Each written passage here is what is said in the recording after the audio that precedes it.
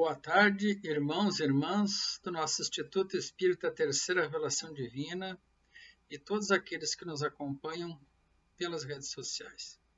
Chegou a hora do nosso trabalho de hoje, palestras e radiações e conexões com a espiritualidade na busca do esclarecimento e da assistência espiritual para superarmos as nossas dificuldades momentâneas e também buscarmos o nosso esclarecimento à luz da doutrina dos Espíritos.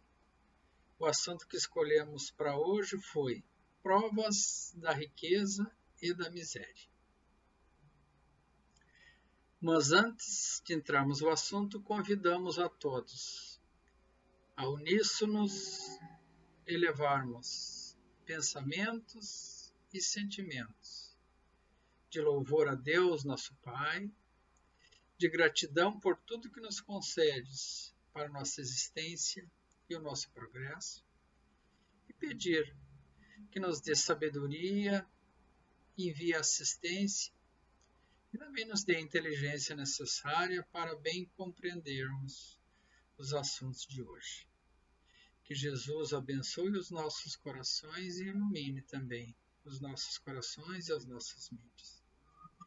E a espiritualidade amiga, mentora da nossa casa, esteja com todos nós, nos intuindo para o bem proceder, para o bem entendimento. E assim, com a proteção de Deus, de Jesus e dos mentores espirituais do ITRD, damos início ao nosso trabalho de hoje. Como dissemos, o assunto é provas da riqueza e da miséria. Antes de entrar no assunto propriamente dito, convém relembrar os conceitos. O que vem a ser prova? Prova é tudo aquilo que demanda uma afirmação de que algo é verdadeiro, é autêntico, ou que alcançou o objetivo proposto do aprendizado, no caso do aluno ou do aprendiz. No caso da justiça, ou é a prova da inocência ou a prova da culpa. Então, sempre cabe buscar a verdade, ou seja, aquilo que prova que um fato é verdadeiro ou que alguém está capacitado para seguir adiante na sua escala evolutiva. Riqueza, então, é tudo que caracteriza a condição de quem é rico. Possui muitos bens, propriedades, posses, fortuna. Mas também há um outro tipo de riqueza, que é a riqueza intelectual, a riqueza moral e a riqueza espiritual. A verdadeira riqueza. Temos também a situação de miséria, que é o estado de enorme sofrimento em que se encontra o ser humano em condição de vulnerabilidade social, sem condições de ter um teto, uma roupa, um alimento para o seu sustento. E nessa condição precisa da ajuda dos outros, das pessoas de bem, comprometidas com a caridade, das associações, das organizações filantrópicas e religiosas, também do Estado, ou de algum familiar que possa ajudá-lo nessa condição. Então não devemos confundir miséria com pobreza, porque uma é diferente da outra. O pobre é aquele que vive em uma situação não muito ideal, está em uma condição um pouco abaixo da média da sociedade, média das riquezas, que não tem todos os meios que a sociedade oferece ou não tem acesso a eles. Mas possui, digamos, o seu teto, a sua roupa, o seu alimento, a sua família. Já quem está na miséria geralmente não possui um teto, está vivendo embaixo de pontes, dormindo em marquises, por vezes passando frio e fome. E nesse caso precisam da assistência dos seus irmãos e da sociedade em que vive, para sobreviver e encontrar condições melhores de subsistência.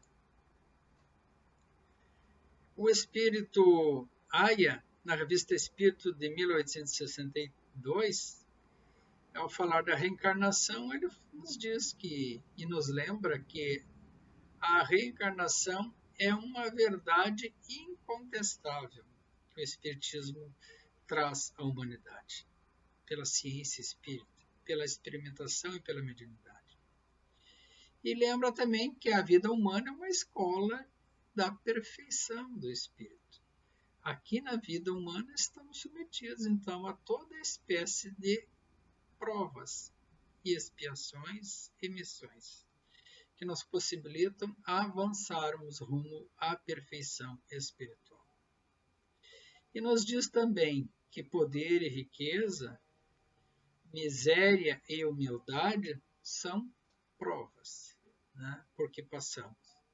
Já dores, doenças, altos sofrimentos são expiações em decorrentes de erros cometidos, seja nesta ou em outras existências. Geralmente nesse sentido, né? É o que nos diz o irmão espiritual. Mas no livro dos Espíritos, no livro O Consolador, né? Emmanuel também, nas questões 246 e 247, ao responder à questão qual a diferença entre provações e expiações, nos diz que a provação é a luta que ensina ao discípulo rebelde e preguiçoso a estrada do trabalho e da edificação espiritual. Então, a provação, de certa forma, nos impulsiona a esse progresso espiritual. E a expiação é a pena imposta, então, àquele que cometeu o erro, o malfeitor. Cometeu um crime, muitas vezes. Até como na nossa justiça humana, né? O criminoso ele é julgado, cabendo aos promotores ou aos procuradores provar que ele é o culpado daquele crime e aos defensores apresentar as provas da sua inocência. Então, tudo na vida é uma questão de prova, né? Da autenticidade dos fatos. Mas, perante a justiça divina, as provas são flexíveis, pois se mesmo na nossa condição humana, a nossa justiça humana, por vezes, substitui a pena, por exemplo, da reclusão pela condicional, pelo trabalho em prol da sociedade, a misericórdia divina é capaz, então, de dispensar do cumprimento da lei aquele homem ou aquela pessoa que já demonstre expressar a condição de amor e de benevolência. Pois, como diz a doutrina dos Espíritos, o amor cobre, então, uma multidão de pecados. Pelo amor, nós resgatamos os nossos erros. E ainda na questão 806 do Livro dos Espíritos é perguntado se a desigualdade das condições sociais é uma lei da natureza, ou seja, uma lei divina? E os irmãos espirituais respondem que não, que é obra do homem, não de Deus. E também obra do homem em razão das nossas aptidões, do uso das nossas aptidões e do direcionamento que damos às nossas vidas.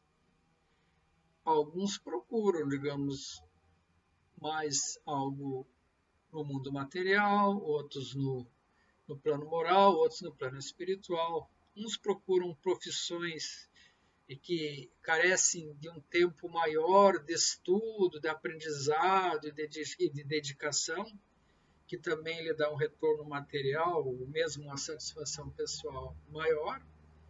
Outros não investem tanto, porque a aptidão de cada um, o interesse de cada um. Então, como somos singulares, a condição de igualdade das riquezas também é difícil neste mundo, justamente pela nossa natureza e a nossa maneira de ser. E os nossos interesses pessoais naquilo que procuramos. E também é perguntado: a igualdade absoluta das riquezas é possível ou já existiu alguma vez aqui na Terra? Mais uma vez, os espíritos respondem que não, não é possível, em razão justamente dessa diversidade das faculdades e dos caracteres de cada pessoa humana. O estágio evolutivo em que cada um se encontra, os valores que possui, o que ele mais valoriza ou menos valoriza. Então, as riquezas são também distribuídas. Aqueles que recebem a riqueza precisam usar para o bem. E aqueles que não recebem, né, precisam encontrar também condições de sobrevivência. E, por vezes, serem ajudados por aqueles que têm mais. Essa é a ordem natural das coisas. Então, por que Deus concede a uns riqueza e poder e a outros a miséria? É a pergunta. E os espíritos respondem: para experimentá-los de modos diferentes. Né? Além disso, como sabeis, essas provas foram escolhidas pelos próprios espíritos, que, no entanto, frequentemente nelas sucumbem. Se Deus colocasse os espíritos num mundo no mesmo nível, né, ninguém aprenderia uns com os outros. O rico não teria oportunidade de ajudar ao necessitado, e o necessitado de ser resignado, né? Pois as provas, tanto a da riqueza quanto a da miséria, são provações, e ambas são igualmente difíceis, pois a miséria provoca as queixas contra a providência divina, e ao passo que a riqueza possibilita levar o ser humano a todos os excessos. Né? Então, por isso que ninguém está imune ao fracasso, nem o miserável, nem o rico. Né? Pessoas que, no caso, estão em dois extremos, um na extrema riqueza e o outro na extrema pobreza. Então, o pobre, por vezes, deseja ser rico e ambiciona o que é do rico. Até diz, né, que se eu tivesse dinheiro, eu faria isso, eu faria aquilo. Mas quando recebe a fortuna, por vezes, na vida, esquece de imediato daqueles irmãos seus que com eles labutavam lado a lado e continuam na miséria. Então, não é fácil administrar nem a riqueza e nem a miséria. Se o rico está sujeito às maiores tentações, não dispõe também de meios para fazer o bem? É uma pergunta. É justamente o que nem sempre faz, respondem eles. Torna-se por vezes egoísta, orgulhoso e insaciável. Suas necessidades aumentam com a riqueza, e ele nunca julga ter o bastante para si mesmo. Ele se entrega por vezes à avareza do querer ter mais e mais e mais, né? Esse é um perigo que a riqueza proporciona. É claro que não quer dizer que todos que adquirem riqueza na vida vão seguir por esse caminho, mas é um perigo que deve ser atento, né? Aquele que possui a riqueza deve estar atento. Do cuidado para fazer bom uso, para o seu sustento de suas famílias, né? E a sua função social na sociedade. Se for um grande empresário, dar emprego, né, para os seus funcionários de maneira honesta, que eles também possam trabalhar honestamente e sustentar as suas famílias e a si próprios. Trabalhando com honestidade, distribuindo os bens de acordo com o merecimento de cada um, conforme o fruto do seu trabalho e a sua dedicação. Também a complexidade, né? Porque a complexidade do trabalho está relacionada com o esforço de cada um para se preparar para esses trabalhos mais complexos. E entrando no Evangelho segundo o Espiritismo, no capítulo 16, não se pode servir a Deus e a Mamon, tem o ensinamento de Jesus que diz que ninguém pode servir a dois senhores, porque ou odiará um e amará o outro, ou se aprenderá um e desprezará o outro. Não podereis servir simultaneamente a Deus e a Mamon. Mamon era um deus lá daquela região ali da Palestina, né, que era dedicado ao dinheiro, não, o deus do dinheiro e da riqueza e do poder. Mas Jesus está falando do Deus aqui, o Deus do amor, né? O Deus da caridade, o Deus da fraternidade, o Pai, né, que quer o bem de todos os seus filhos e que deseja que todos progridam neste mundo e no outro. Então, quem se dedica em excesso à busca do dinheiro está esquecendo a lei do amor. E também não podemos esquecer que precisamos nos dedicar à busca dos bens necessários para a nossa sobrevivência neste mundo. Buscar o nosso próprio peixe, pescar o nosso peixe, plantar a nossa comida, ou seja, conquistar com o fruto do nosso trabalho o nosso sustento. E esse é o propósito. Mas é claro, alguns irmãos ficam em condição de alta condição de vulnerabilidade social que não conseguem esses meios. Daí cabe aos demais ajudá-los de alguma forma.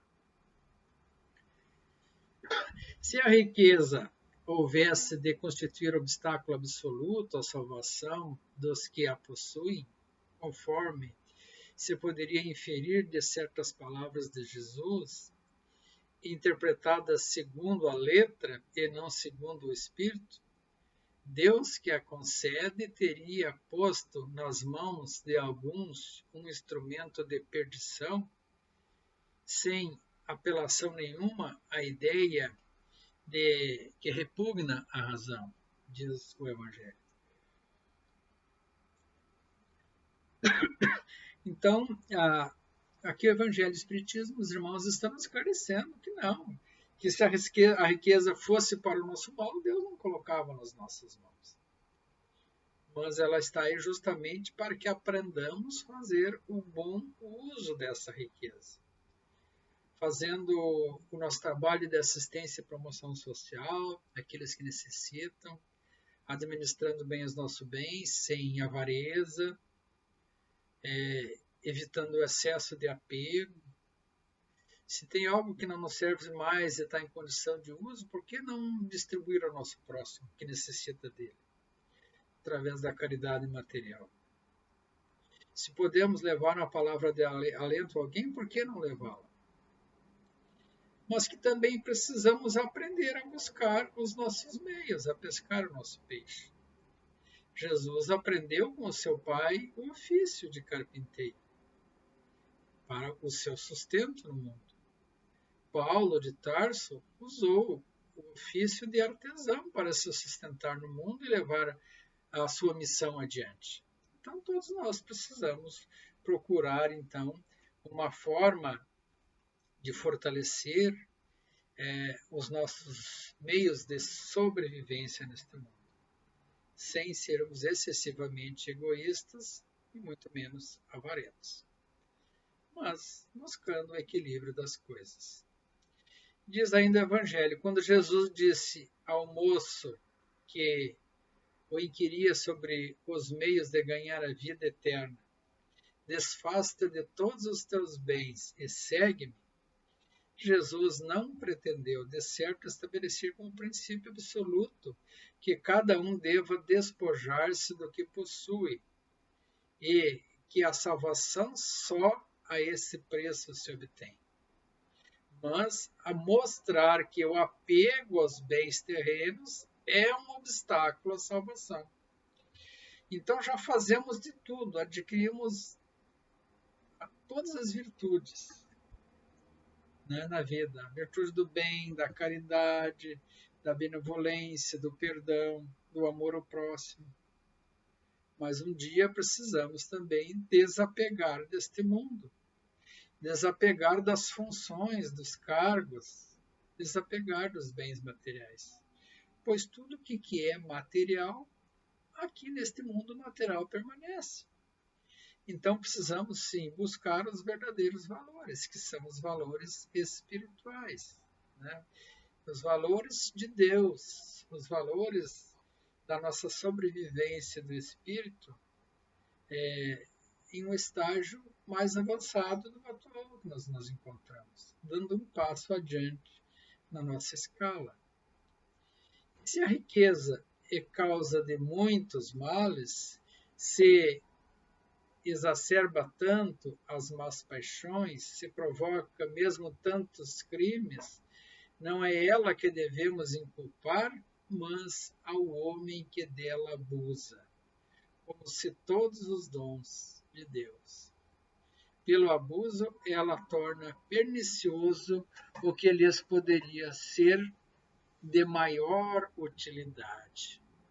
Então, quando abusamos da riqueza, é que erramos. O rico que abusa da riqueza, que explora o trabalhador, explora o seu parceiro comercial, ganhando em excesso, além do que merece, e acumula tesouros na terra justamente por ambição e vaidade e orgulho, esse está indo pelo caminho do erro. Por outro lado, aquele que usa os bens que Deus colocou ao seu alcance como o bom mordomo, conforme fala o Evangelho, fazendo bom uso, fazendo a riqueza produzir bens para a coletividade como um todo, para a sociedade, esse está fazendo bom uso da riqueza, está passando pela prova. Por exemplo, para pesquisar um remédio, uma vacina em uma situação de pandemia, é preciso recursos financeiros, recursos materiais, dinheiro. Com poucos recursos não se consegue, porque é algo que custa muito. Mas quem emprega os recursos, então, com esse fim, no fim de buscar a cura de determinadas doenças ou a prevenção através de vacinas, e depois vende ou distribui para a sociedade com preço justo, está fazendo um bom uso da sua riqueza. Agora, se procurar a oportunidade para enriquecer ainda mais, vendendo ou cobrando muito além do que isso vale, então, esse está, digamos, adquirindo compromissos que deverá resgatar no futuro, pois está tendo um benefício maior do que merece. Né? Então, tudo depende da gente buscar o equilíbrio. O Evangelho nos diz ainda que, com efeito, o homem tem por missão trabalhar pela melhoria material do planeta. E cabe-lhe desobstruí-lo, saneá-lo, dispô-lo para receber um dia toda a população que a sua extensão comporta. Mas para adquirir, possibilitar que toda essa população que o planeta comporta, é preciso sim investir na produção de alimentos. Hoje somos uma sociedade sedentária que vive concentrada nas grandes cidades. Então, morando em grandes cidades, em grandes centros industriais, centros comerciais, residenciais, de prestação de serviços, nós dependemos sim da produção de alimento em larga escala, e que decorrente dos grandes empreendimentos rurais. Não há como fugir disso. Uma grande população concentrada em cidades precisa de grande produção rural. Cereais, né? E proteínas, carboidratos, vitaminas também. pela cultura extensiva, ou pela pecuária, na agricultura pecuária, produção, quem sabe, de peixes e pescados. Mas também dependemos do pequeno agricultor, aquele agricultor familiar que trabalha muitas vezes produzindo os nossos hortifruti granjeiros, em menor escala, mas altamente necessários para o nosso sustento. Então é preciso que na nossa agricultura exista também esse equilíbrio entre as grandes propriedades e aquelas propriedades menores que produzem esses produtos que precisam do cuidado mais de perto, né, do elemento humano em si, do que das máquinas. E assim, em equilíbrio, será possível sustentar essa população, produzindo os alimentos suficientes, até o limite que o planeta permitir, né? Que a Terra permitir. Mas a gente não deve, de forma alguma, desperdiçar. Então, quem consome, o consumidor, também precisa fazer bom uso dos alimentos, sem desperdício, usando adequadamente, digamos, produzindo o alimento em casa na quantidade certa, para não desperdiçar, porque é muito caro para o planeta produzir, por exemplo, 1 quilo de carne, 1 quilo de cereal. É muito caro para o planeta. Então a gente precisa respeitar isso. E até mesmo porque, se desperdiçarmos o alimento na nossa casa, ele vai encarecer e vai ficar mais difícil o acesso àquele que tem menos. Portanto, é melhor utilizarmos o alimento, melhor será a distribuição entre todos, para o bem comum. Concluindo, as provas da riqueza e da miséria são provas por nós solicitadas ou impostas para o nosso progresso. E essas provas representam, então, portanto, situações extremas. A riqueza aqui seria aquele extremamente rico e a miséria aquele extremamente pobre.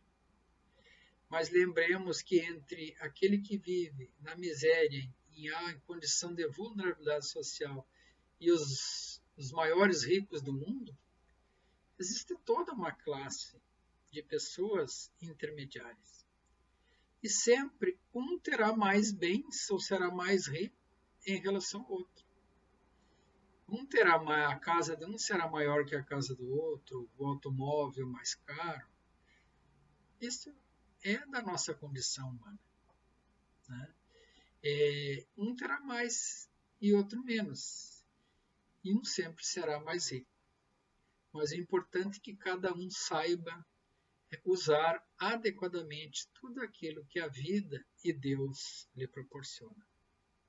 Pois os que passam pela prova da riqueza têm, então, como tarefa bem empregá-las, como depositários fiéis dos bens concedidos por Deus, para o seu progresso, para o progresso daqueles que vivem consigo, seu círculo de influência, para o bem comum da sociedade a que pertence e para o progresso da humanidade, né? Pois, por vezes, um medicamento, um alimento produzido aqui, próximo à nossa cidade, vai curar alguém de uma doença do outro lado do mundo, ou alimentar um faminto do outro lado do planeta. E, ao contrário, recebemos insumos, bens, vindo de outros locais do planeta, nesta nossa sociedade global que estamos inseridos hoje. Então, cabe às nações fazerem as trocas do que uma necessita mais e outra necessita menos, passando para os outros o que tem de sobra e recebendo para o sustento da sua população aquilo que necessita e tem de menos. E assim a gente vai distribuindo as riquezas do planeta.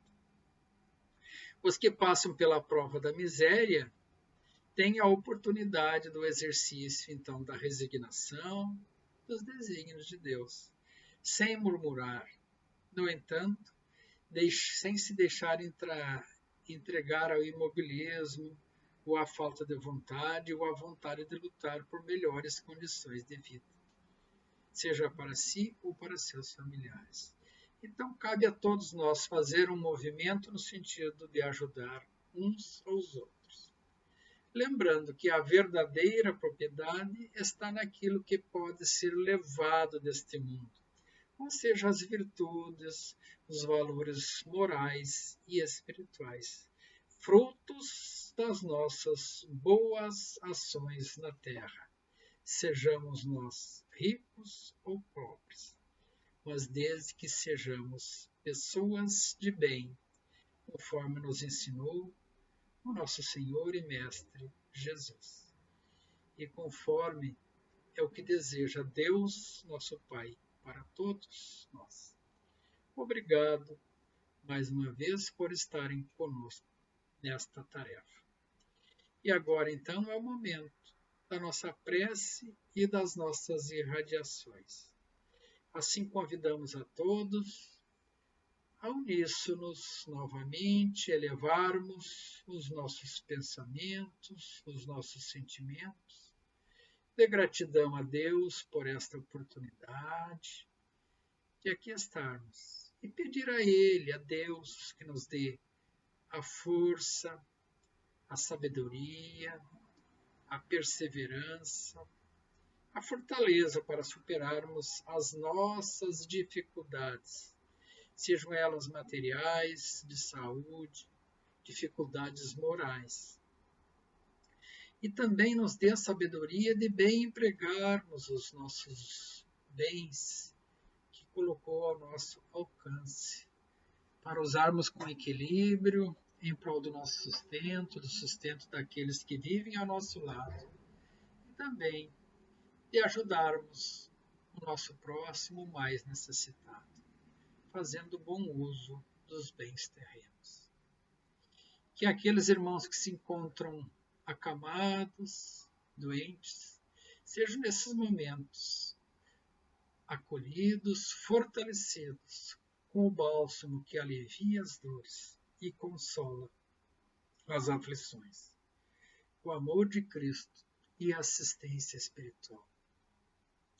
Aqueles que estão nas ruas, embaixo de pontes, passando por necessidades, que também sejam lembrados por seus irmãos e assistidos nesses momentos, e possam também superar esses momentos e encontrarem condições mais favoráveis de sobrevivência e de progresso.